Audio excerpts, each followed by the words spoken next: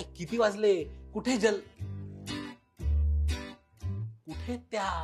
अरे हो हो येतील.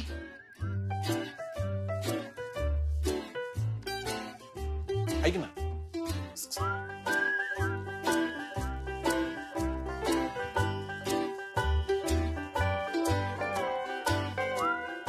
तू आज विचारणार आहेस ना नक्की?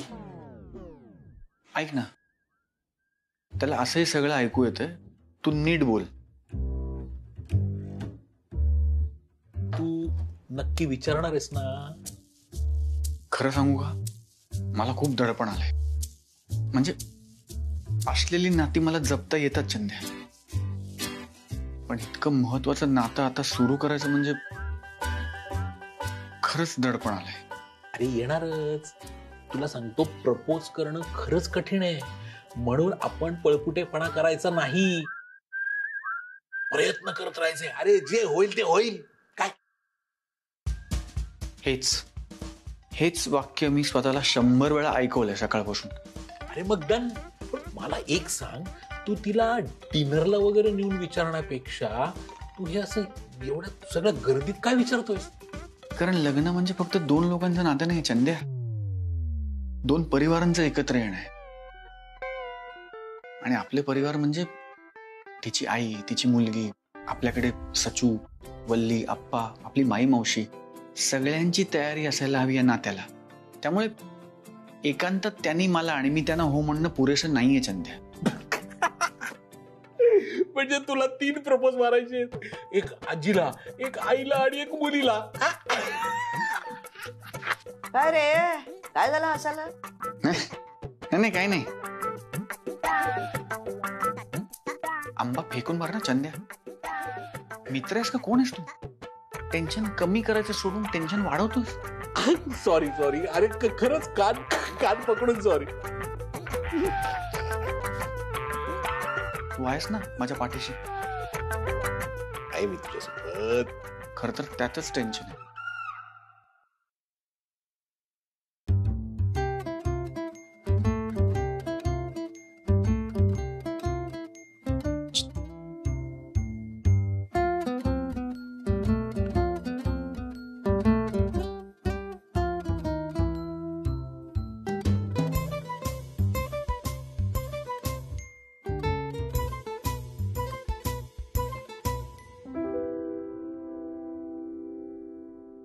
काकू, मी तुमच्या मुलीचा मित्र सौरभ पटवर्धन. कॉलेजपासून तुमच्या मुलीवर प्रेम करतो. कॉलेजमध्ये असताना तिला चोरून बघायचो, तिचा पाठलाग करायचो. तिने एकदा हसावं यासाठी काय वाटेल ते करायला तयार होतो मी आजही. गेल्या काही महिन्यात माझी खात्री पटली की मी तिच्या सहवासात जितका आनंदी होईल तितकीच आनंदी तीही माझ्या सहवासात होणार आहे. कॉलेजमध्ये सांगायचं राहून गेलं. पुढाकार घ्यायला थोडा उशीर झाला मला, पण माझं अजूनही खूप प्रेम आहे तुमच्या मुलीवर. 22 वर्ष वाट बघावी इतक्या खोलवर रुतली ही भावना माझ्या मनात. तुमची मुलगी कॉलेजमध्ये जशी टापटेप हायफाय होती तसा मी नाहीये. मी खूप साधा माणूस आहे. माझ्या गरजा फार कमी आहेत, पण माझी सुखाची व्याख्या फार स्पष्ट आहे काकू. आज मी तिला लग्नासाठी मागणी घालणार.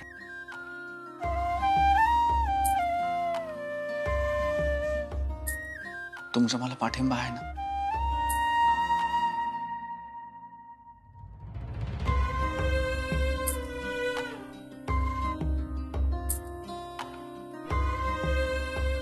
हो काकू, अहो हो म्हणा ना. अहो सौरभ खरा मित्र आहे. आणि हो, तुम्हाला वाटतो तसा घाबरट नाहीये बरं का तो. हा, तुम्ही जर त्याच्यातला पट्या जागा होताना जर कधी बघितलं ना तर तर तर तुम्हालाही छान वाटेल. अहो प्लीज हो म्हणा ना. त्याच्या भावना खूप निरपेक्ष आहेत हो. तुम्ही कितीही शोधलं ना काकू, तरी माझ्या दादा इतका चांगला माणूस सापडणारच नाही तुम्हाला.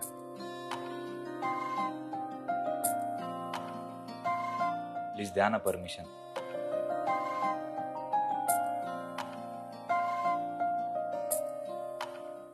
हरकत नाही काकू. आज मी ठरवलं होतं की परिणामांचा विचार न करता मनात जे आहे ते स्पष्टपणे बोलून टाकायचं. पण म्हणून तुमचा होकार गृहीत धरणं चुकीचं आहे काकू.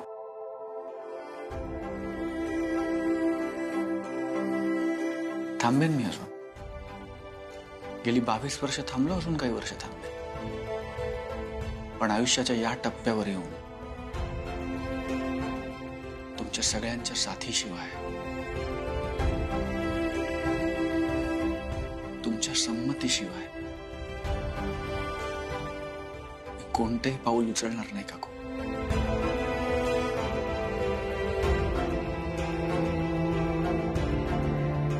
इथेच तर चुकतोयस ना तू ठोंब्या.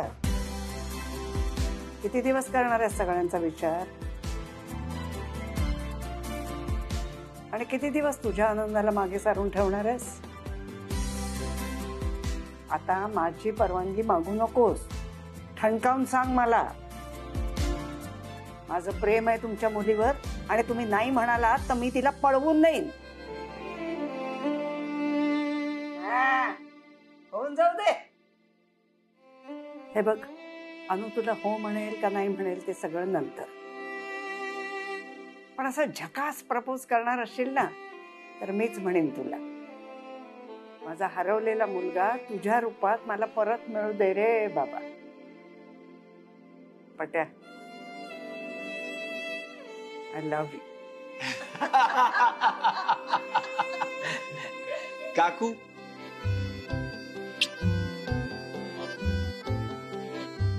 I love you to.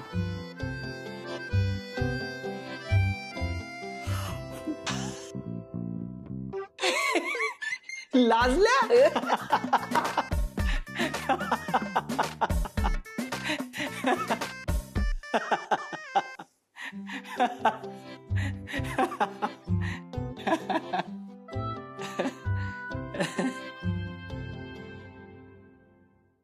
माई मावशी,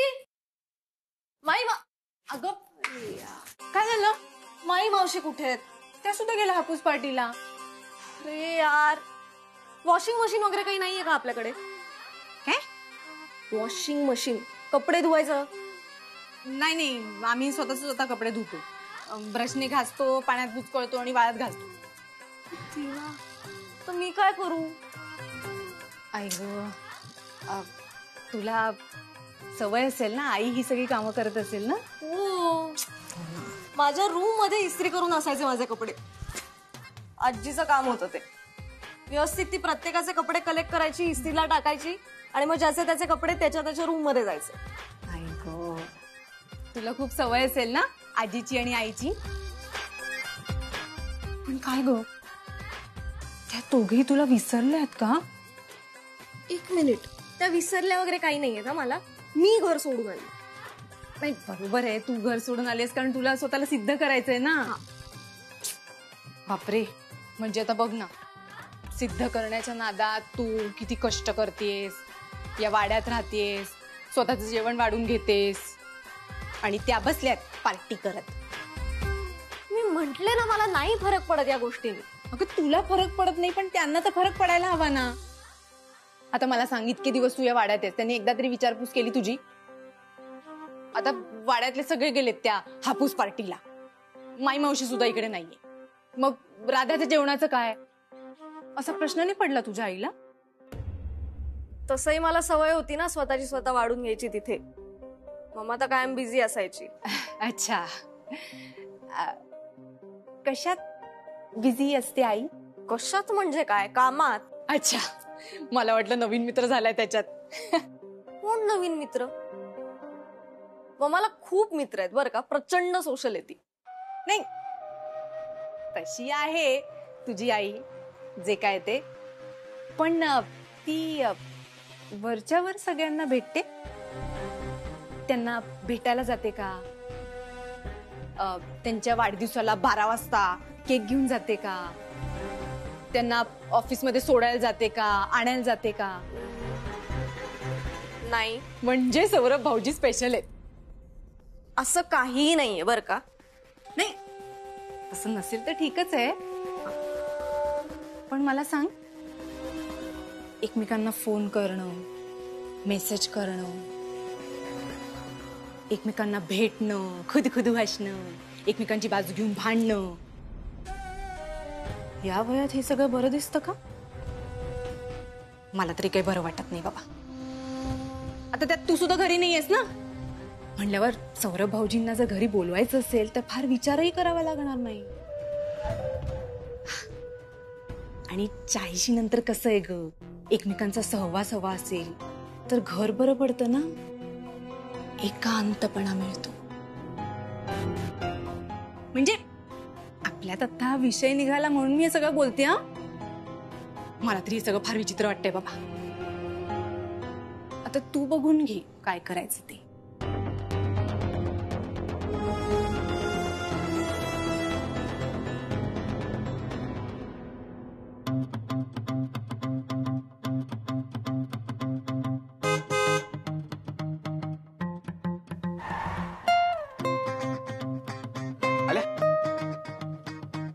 बाजू ना चंद्या.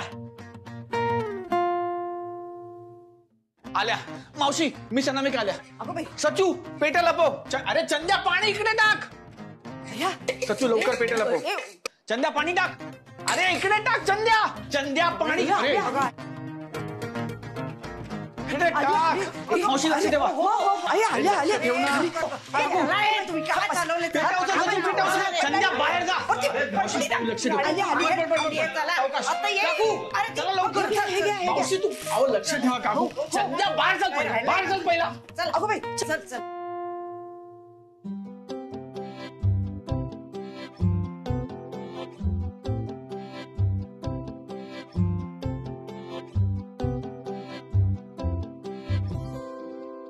आई, आई, ए आई. अरे आलीस का तू? अगं तू तिकडे काय करत होतीस? झाडांना पाणी घालत होते का? मला वाटलं गेलीस विरंगुळा केंद्राच्या कार्यक्रमाला.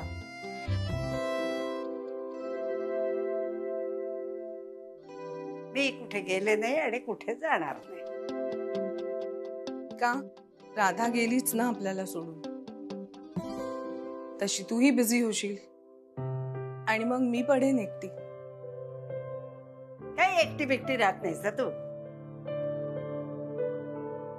Surprise.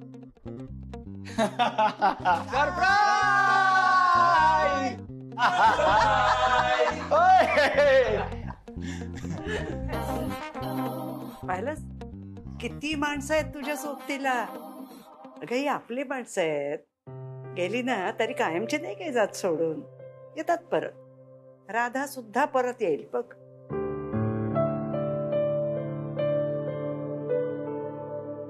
Surprise party, surprise party, surprise party, हापूस party, surprise party, surprise party, surprise party, हापूस party, surprise party, surprise party, हापूस पार्टी. अरे सगळे उभे का? चला चालू करूया हापूस पार्टी.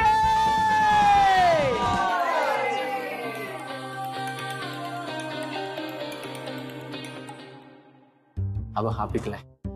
वा चांगलंय. मी अनामिका आमच्यात आहे ना. अगं बस ना इकडे सौरभ जवळ. हो. ए नको नको, तिला नको बोलवू. चिटिंग करते ती माहितीये.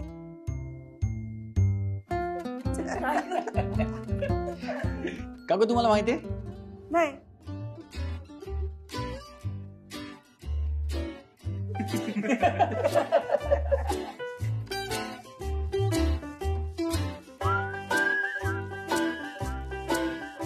नाही तेच तुम्हाला माहिती नाही. आमच्याकडे दर उन्हाळ्यात वाड्यामध्ये आम्ही सगळेच असंच गोल करून बसतो आणि मस्त हापूस पार्टी करतो. चैत्र स्पेशल. आणि मिस अनामिका, फक्त गप्पा होत नाहीत हं. मावशीची गाणी पण असतात. अरे ते म्हणजे असंच ग, आपली सदच गाणी गुणगुणायची ग.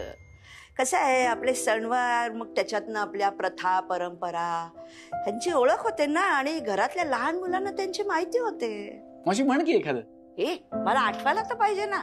अगं आठवेल की, म्हण म्हण म्हण. ते आठवतात. चल.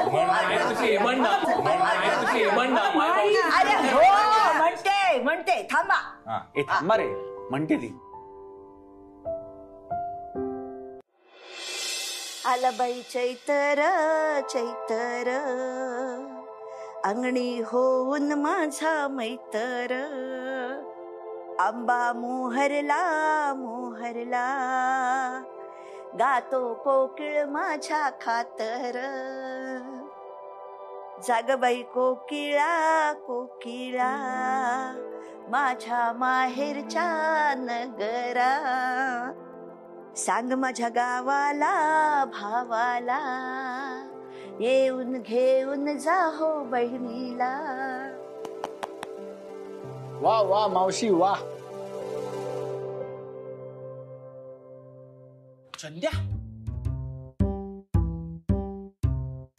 अरे तू मिस अनामिका आल्याशिवाय आंबा खाऊ नको असं म्हणालास ना. त्यांनी खाल्ल्याशिवाय खाऊ नको असं कुठे म्हणालास?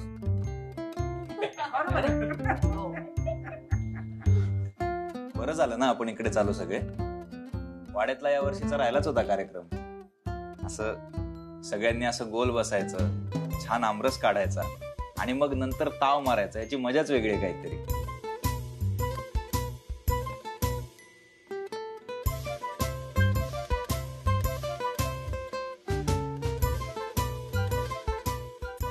दादा दादा माझी कोय. ते नाव लिहिलंय का तुझं? अरे तुझं नाव लिहिलंय याच्यावर? बघ, मी 4 आंब्यांचा रस काढलाय, 4 साली आहेत, 3च कोय आहेत तिथे. असं माझी असं. कोय येते.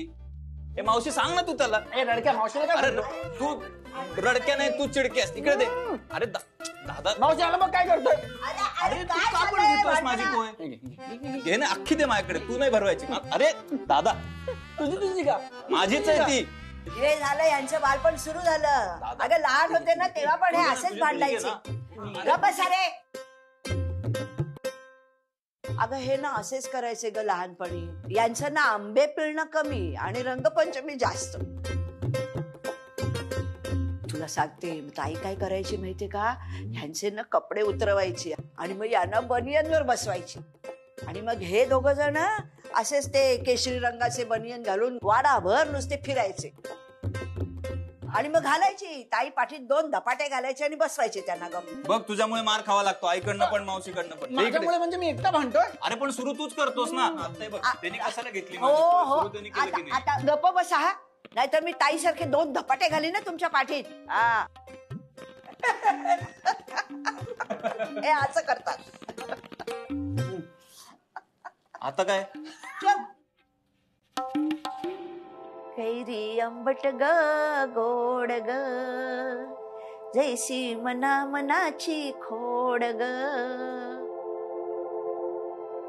आंबा पिकला रे पिकला, लागे बालपणाची ओढ ग.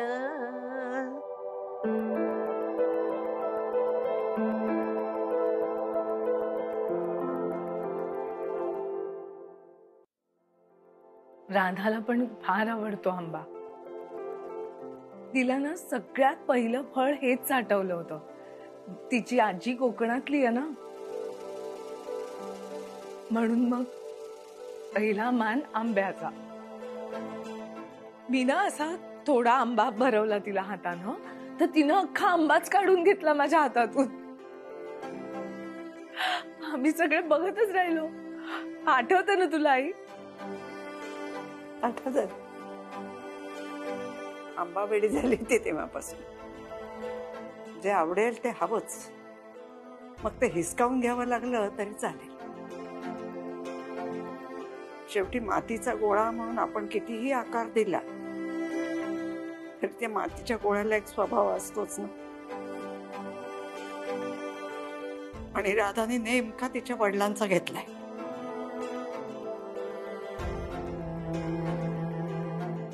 काकू हे आंबे पण त्याच आजीने पाठवले? हो मग. अरे बाबा, दरवर्षी इथे पेट्यांची थप्पी लागते.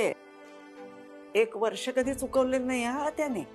पण यावर्षी राधा आहे कुठे आंबे खायला?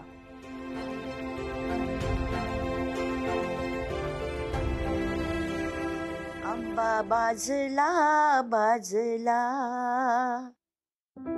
सरता वैशाख पोळला, आंबा राहिला एकटा, हौस दुनियेची पुरविता.